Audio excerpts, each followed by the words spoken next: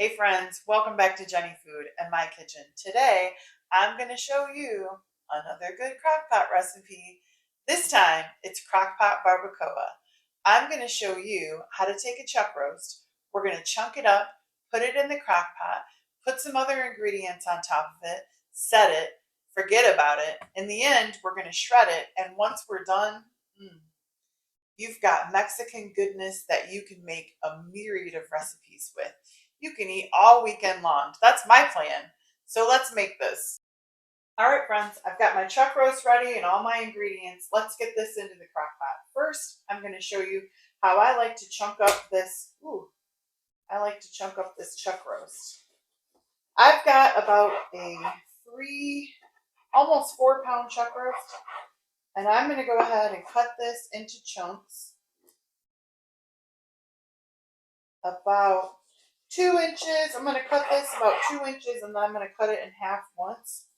Now, if I see any big fat chunks that can come off this, that will kind of defat that recipe in the end, I will go ahead and get that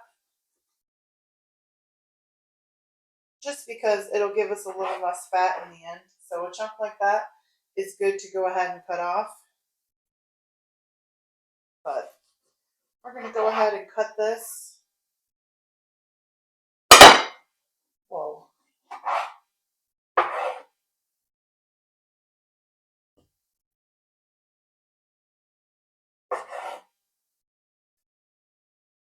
And one of the nice things about chuck roast is you can pick these up on sale and you can throw them in your freezer. So if you know that company's coming or you're going to have a house full for dinner, or if you just want to make something quick on a Friday night when you and the family are going to be off to do something else, this is one of those great recipes. You can pull that out of the freezer a couple days ahead, let it to thaw, and leave it to thaw in your fridge. And make this delicious recipe. Now, to that beef, I'm going to add 1 chopped onion, and this has been giving me all the feels for like the last 30 minutes.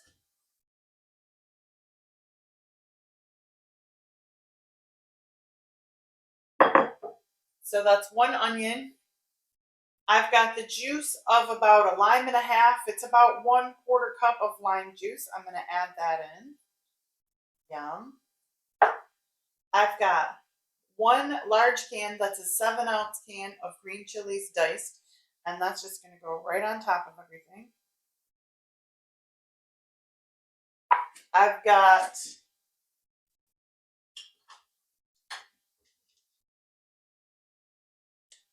3 Chipotles in Adobo sauce. Now, these you can kind of control the heat that you want, but I love that smoky heat. So that's why I love to put these in this recipe. Now, you can put like 2 to 4 depending on how spicy and smoky you want it. I'm going to go ahead and land right in the middle at 3 and just add that, even with just a little bit of that juice that comes in the can. Now, don't throw that can away because I like to whiz up. I think I have like 2 Chipotles left. And I like to whiz that up in some mayonnaise for some Chipotle mayonnaise for burgers. Yes, thank you. And lastly, we've got this plate with our spices on it here. I've got 3 bay leaves, and I'm just going to put those right in. And then we've got 2 tablespoons of garlic, 1 tablespoon of cumin, 2 teaspoons of oregano, and 2 teaspoons of salt. And I'm going to go ahead and just dump all that right in to our crock pot. And last but not least, I've got a 1/2 cup of beef broth that I'm just going to dump right over the top of that. Now, I'm just going to get a pair of tongs and move all that stuff around so it's nice and coated, and then we'll get it right into our crock pot base and get this baby turned on. I've got our meat going behind me in the crock pot, as you can see. It's on high for the next 4 to 5 hours. I'll keep checking it, and when we see it's ready and tender to fall apart to shred, we'll get dinner going. In the meantime, I'm going to show you one of my favorite toppings, Pico de Gallo, a fresh salsa using tomatoes, jalapeños, onions, cilantro, and lime. It's going to be so good.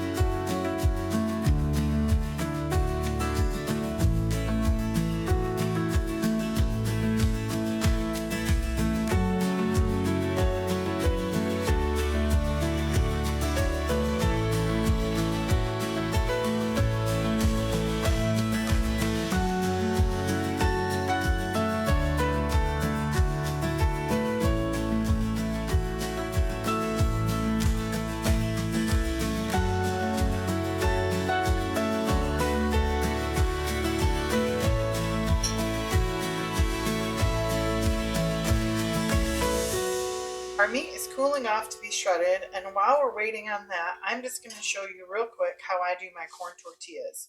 Now, some people avoid corn tortillas at home because they're not sure what to do with them.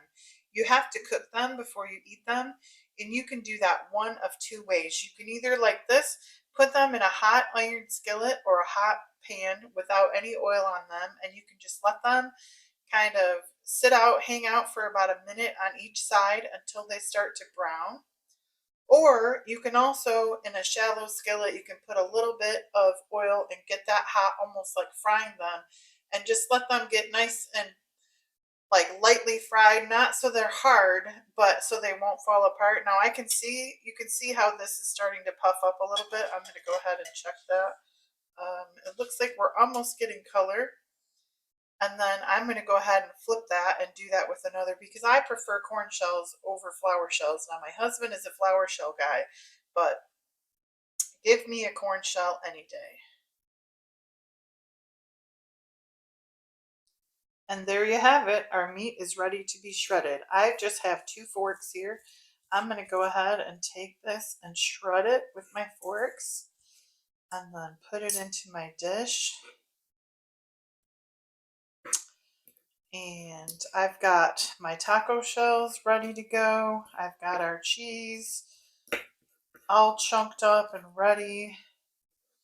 I've got our Pico de Gallo made. I'm telling you, this is going to be so good. Now, as I mentioned before, you could actually shred this meat.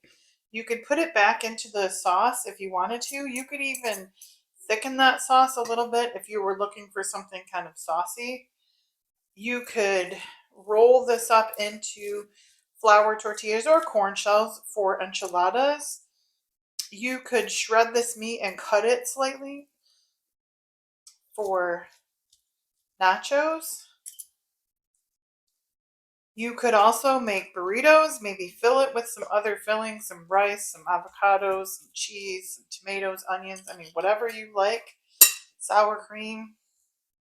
If you wanted to, you could even put this in like a lettuce wrap with some other veggies and some cheese. That would be good if you're looking to be grain free, or you're just not a fan of those flour or corn shells.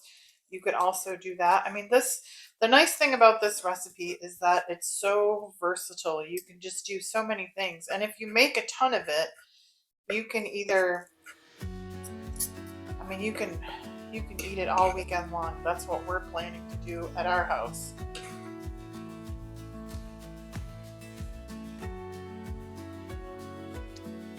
You know what they say, the best laid plans. I had plans to make a beautiful taco and taste it and sign off and say all the things. Well, it's northern Michigan, folks.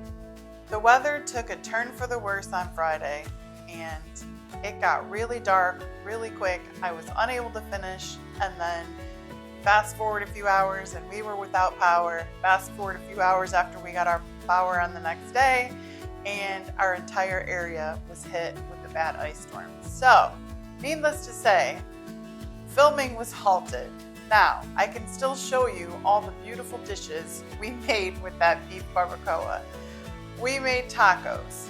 We made nachos. We made taquitos. I even made a breakfast dish out of that meat. So, you need to try it. It was delicious. I hope all is well, and we'll see you next time. Thank you for watching, sharing, commenting, and subscribing. I love you all.